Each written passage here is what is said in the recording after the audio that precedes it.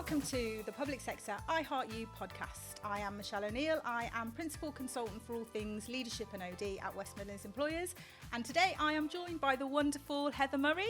Hello. Morning. Morning. So we're going to talk about all things AI. That's your expertise. It's what we turn to you for all the time to help us. First of all, I wanted to take a bit of a look back over the recent programme that we've delivered to 15 local authorities, 76 people professionals from across those councils who joined us for their Fear to Fearless programme. And you got them really underway with thinking about generative AI in the people space, which I think is really exciting. Yeah, it's been wonderful. It's been really quite a pioneering programme, actually. I deliver a lot of programmes, of course, in the private sector as well. And this is, and when we were building it, I was saying this, wasn't I? This is genuinely one of the most incredible, most comprehensive programmes that I've done. And the response to it even has been just wonderful, really, really strong. The level of enthusiasm has just been unbeatable. And I think one of the powerful things for me is that we've taken this AI conversation and said, look, it's not just for the techies. This is very much a way of thinking, a way of being, a way of doing, a way of operating, and therefore it's very much a people professional thing. It's a HR thing to be thinking about how they embed it in culture and learning and development, etc. So are you happy to share a little bit about what you thought about the programme, the sorts of things they were talking about? Play a little bit back to them about what you learned about them and what they've learned from the programme. Sure, yeah. So just as an overview of what the programme was, for people who might not know, we began with a motivational, inspirational introduction. So what is it? I think everybody needs to start, and every keynote I do, every programme I start, no matter who I'm teaching it to, always begins with, what is this generative AI thing? So we learned about what it was, what it can do, and the risks and limitations of using it. And then we went into kind of prompting skills, productivity skills, even AI and automation, and creating some killer content as well. And then we finished with a sort of stay and play session where we explored different challenges, real life scenarios, and we built ideas around our new AI knowledge. And it was just, I think the most remarkable thing was the level of enthusiasm. I've already mentioned that, but it really struck me. There's such an appetite for this in the public sector and in HR as well. There's so many problems that have such a clear solution in these non-technical tools. I find that absolutely fascinating. So I learned so much about AI in the public sector, AI in HR, and the problems at the moment that are going on right now.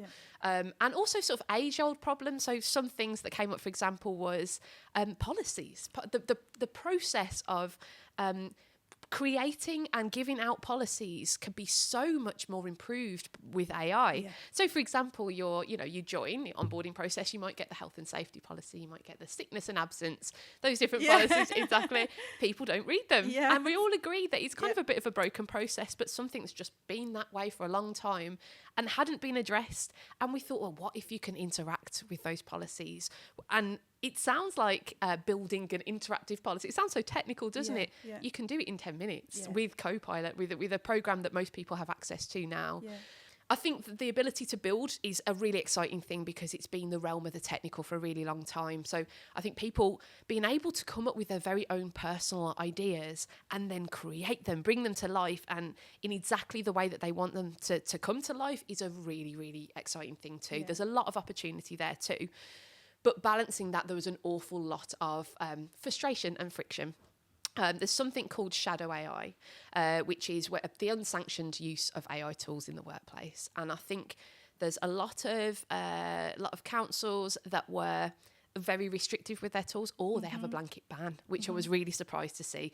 So you have these very enthusiastic, very excited people wanting to give this a go within a secure environment. They're aware of the different things you need to do to stay safe and stay secure, but they're coming up against a brick wall, and that has been a real problem. I saw it in every single group and in every single session as well. It's, I really want to do this, but I can't. Or they're restricted only to tools like Copilot, and you can do a lot with that, but they're beginning to notice at home as they use ChatGPT or Gemini that it's not necessarily the best in its category. So there's friction being created there as well. So overall, huge amount of enthusiasm, so many use cases that we came up with, but friction and frustration around the implementation of it. But it's naturally going to push people out of the system, isn't it? I mean, the conversations I'm having with people, with several social workers recently, that they're finding ways around the system in order to maximise the benefits they get from some of those other tools like your ChatGPTs that they can't get within the system. And that's, I suppose, probably a greater risk than actually the organisation saying, let's be curious and let's experiment together and try some different things. That kind of pushing it outside, it isn't going to stop people doing it. It's just going to make it more shadow-like, as you're suggesting. Exactly, and it's just, I think the main risk and the risk that people aren't aware of this shadow AI use, it's not people using tools that you haven't approved, it's the data. You can so easily put something sensitive in, and most people aren't aware that when you put something in, you type something into these tools, unless it's a secure version, and that's a very particular thing to find, it could come out in somebody else's response. So anything sensitive, even anonymised data to a degree, can link to other data that you've put in. We're not able to see how it processes, how these chatbots process our data properly as well. They're not what's called explainable. So we're not able to see these things very well. So it's a huge danger that we could leak sensitive information without ever intending to. Yes, that's absolutely. the main problem. But the benefits that people are seeing is going to probably encourage that risk, really, isn't it? Yeah, I mean, would you rather your one part of your job take 4 hours or one? Exactly. And you can get along with the stuff that really you feel really passionate about, as opposed to the repetitive, more admin-based tasks. If you can get a really accurate record or do something better, it's not just about optimization, which is another thing that came up. A lot of people associate AI use with efficiencies, and of course it's fantastic at that, but it's incredible at innovation and depth of service as well. You can do things better. So for example, me using AI note takers in all of my meetings has enabled me to create better proposals and to create better follow-up emails and better services as well, because now I can use every detail that they mentioned, and outside of my limited human brain, I've got this kind of AI brain that can create stronger outputs every time. But the risks, we talk about them and people are starting to understand them. People who went on the programme will start to understand some of those risks. But they're not necessarily barriers, are they? These they aren't reasons not to do this stuff. They're reasons to embrace it more and understand them and find ways that are going to feel right for you, your organisation, your service that you're delivering. Because it will be slightly different depending on what you do, won't it? How sensitive your work is. But they're there to be managed more than feared of. Yeah, absolutely. There's so much. Yeah, if you can provide a secure environment for your team in which to experiment, that is the optimum situation right now. Banning it isn't going to successfully ban it. You're going to cause a bigger shadow AI problem. And you just need to be open. But like you say, it's not a barrier at all. There are many secure options. So you just need to do your due diligence in finding them. And then you can provide this wonderful environment for people to play. And I think my best AI use cases were found from thinking about my own problems every day and being able to experiment and play. And you're going to have some of your team that are more inclined to do that naturally. They don't have to be techie people. They're kind of, that's usually you have, like I say, the techie people in control of these. Now you have completely different people using these tools and being able to create stuff for the first time. They should have that really good, safe environment in which to discover those use cases and share them with their team. I think that's going to create the best, strongest AI solutions. Somebody like me coming from the outside can give you ideas as to what's possible, but only you can create the best possible solutions. So have you got any thoughts on, within, I suppose, a lot of organisations, but particularly we're talking about local government, there will be disparity between where perhaps the people professionals are and where the IT professionals are. In some councils, IT may be leading the way. In others, the people profession may be leading the way. And ideally, we want them aligned, don't we? We want the tools that are available and being used. And we also have a workforce that's capable and informed in using them. Have you got any thoughts on that? Because we are, I think, encountering more of the councils not necessarily having that alignment at the moment taking place. Yeah, I think there's active collaboration is absolutely needed. AI used to be it's been the realm of the technical for a really long time. It's been around since 1950, AI, and we've had machine learning and deep learning, all these things that IT departments generally know a lot about. They don't necessarily know that much about generative AI, and I suspect that's probably where a lot of the problems are coming from, because their knowledge, they themselves probably need to have some upskilling. Yes. And then the conversation between the people and the IT is going to be a much more productive conversation. Yeah. So working together with people in HR, thinking, okay, what do IT need from me? We've been building, actually towards the end of the Fear to Fearless program, we started to build business cases, to present to IT and say, I want this tool because it does X, and here is their security policy. They are SOC 2 compliant, or, being able to tick off some of the boxes for IT to, instead of block, to go, okay, this could be interesting. So there's work to be done from both sides. I think IT perhaps being a bit more open and a little bit less gatekeepy, and understanding that this is for other people to build, to give them the say. You facilitate that, and you can create amazing things, and look after the cybersecurity. I think that's where the kind of IT role is here, is just making sure things are safe and keeping up those regular audits of tools as well, because they change. Yeah, I think there's a massive assumption, isn't there, that because you're in the tech space, you get this stuff. Yeah. And like I've heard you say before, this is so new to everyone in the last few years that they're in a massive learning space as well, and to learn together. And I think part of the power of a lot of this, and I think came out of the Fearless program, is we're starting a conversation, and this is an ongoing conversation. There's an assumption senior leaders get this as well, and they don't necessarily. So I suppose, what would your thoughts be on how to advise those who are on the program now, keep that conversation going? How do you build momentum? We've got them all dead excited, trying this stuff and eager to use this stuff, but obviously they are a few people in large organisations. How do they start moving the dial on it now within their own council? What I'm seeing work in companies and organisations that are seeing success is creating a task force of multiple stakeholders from different areas, including technical people, including IT, and including non-technical people too. There's in every organisation, there's going to be those people who are a little bit more enthusiastic than others. And I see them in every group as well. And you can sat at the front and they're taking extra notes. Get those people together into a room and form a kind of a task force, a committee, or if you're a smaller group, maybe a couple of champions together, and make this a focus, because this isn't a new tool that we learn to use. It's not a kind of another feature of Microsoft Office. This is something that integrates into literally everything we do outside and inside of work. I equate it probably best to having the internet. It will affect the way we do absolutely everything. So it needs to be taken with that. This is an ongoing mindset change. This is a complete shift. This isn't an additional tool that we can go and have one day training and then we're sorted and everything's fine. It needs to be happening from the inside.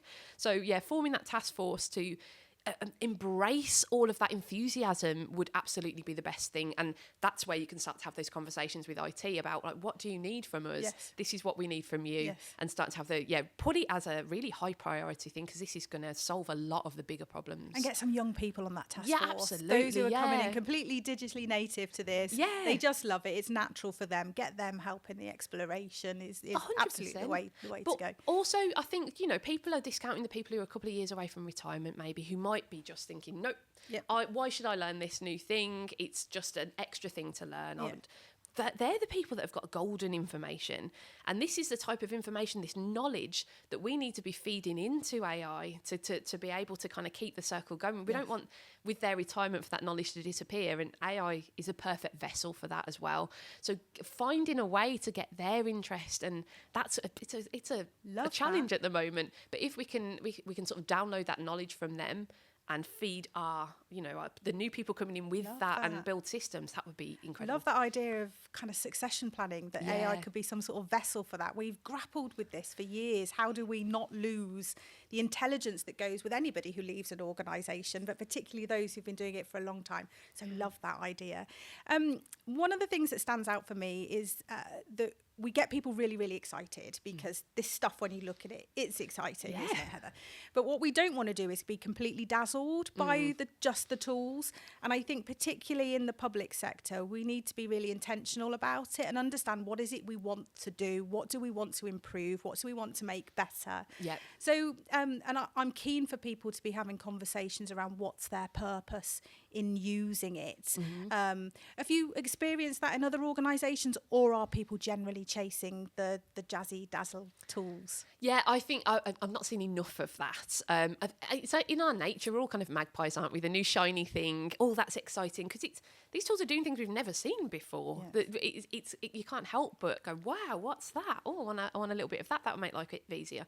But I think if we can focus a lot more on making the most. So if all we have is Copilot, that is not a bad thing. There is so much we can do with Copilot. Yes. And actually, last night we got research and data analysis on Copilot. So massive change. That was two of the biggest things that we had on ChatGPT and Gemini that we didn't have. So Copilot is becoming better, quite dramatically better as of last night. But learning how to prompt properly, learning to make the most, so we can build our own chatbots. We can create amazing prompts. You can achieve so much with that. I think kind of focusing on that type of thing, make the most of the tools that you've got, starting with your chatbot. Everybody needs a chatbot. Everybody needs a Copilot or a ChatGPT or a Gemini or a Claude. If you've got one of those, you can achieve huge amounts, and you don't need to be looking at the other shiny tools just yet, because that you can start to instill trust and confidence using those tools. Yeah, absolutely. And I think the common theme I'm hearing is that half the people in local government don't even realise or didn't realise they had Copilot until they saw a little sign on their screen. So even those that are using it probably aren't using it to its full potential. No. So if you did then go and try something like ChatGPT, you are going to think, oh, it's not as good. Yep. But actually they're not understanding how to get the best out of the tools that they have access to right now. Yeah, I think, and Microsoft famously isn't particularly great at showing people how to use its tools. So it does come with a kind of pack, a starter pack. So I've worked with a lot of companies where they say, oh, we've been through this starter pack and still nobody's uptaking this tool. So I think focusing on that, it's got looking at how can we get people excited and trained up on the features and functionality of Copilot. That would be a huge start. Yes, absolutely. Yeah. So just to look back over the whole programme, helping those people start those conversations back at base. What are your top tips? Oh, yes. Oh, okay. I think, simplifying it down. Explain, actually, when you're starting those conversations, start where I start every keynote. Like I said at the beginning, where I start every keynote, where I start every programme is, what is it? Because most people still don't know what it is. So break that barrier down first of all. If you're trying to have bigger conversations, don't just say AI. We're saying, actually, we've got this new version of AI. You need to kind of explain it. Avoid all the technical terms. People don't want to know how it works. They want to know how it works for them. That is a big thing. It's a whole thing behind my whole company. They want to know, what button do I press in order to get what result? You need to also be thinking about the fact it's a lot of people want it to be a one-click solution. So they treat it like Google. So they want to open something up, type a couple of words, they get a result, brilliant. They go off and do something else. We need to be teaching them that that's not what it is. It works alongside us. It doesn't work for us. It's a partner that's there at the same time as you're working, helping you out. When you stop, it stops. And that kind of leads us into the difference between AI and automation as well. Automation, you press a button, you go off and do something else, you come back, it's done. This is AI. As I say, it's working with you. So learning what it is and what it can and can't do is very critical too, as well as, of course, how to use it safely. So there's a kind of just a little pool of just core skills that are very important. So what it is, how it works, what it's capable of, what it's not capable of, what it's terrible at some things, and how to use it safely. I think they are kind of a set of core skills that absolutely everybody, including IT, need to know. Brilliant. And alongside that, what we'll need to be doing is thinking about then what the core skills are of the roles that will allow us to do more of. So all of the really human things that we need to be doing, that once we understand the capabilities of AI, we can really start understanding how we blend it into the way in which we work and play to all of our natural human strengths and free up all that time and energy that we would have otherwise been investing. 100%, yeah. Brilliant. Thank you. We've got so many great things still to talk about in terms of what we do for the community of local government HR professionals. We've got lots of great ideas, so this isn't the end of the conversation. Absolutely not. And as one of our associates, you are the person that we turn to in this space, so we're looking forward to carrying on working with you on this stuff and making it really exciting for you guys. So thank you ever so much for joining us. That's it from me and from Heather today. Thank you. Bye-bye.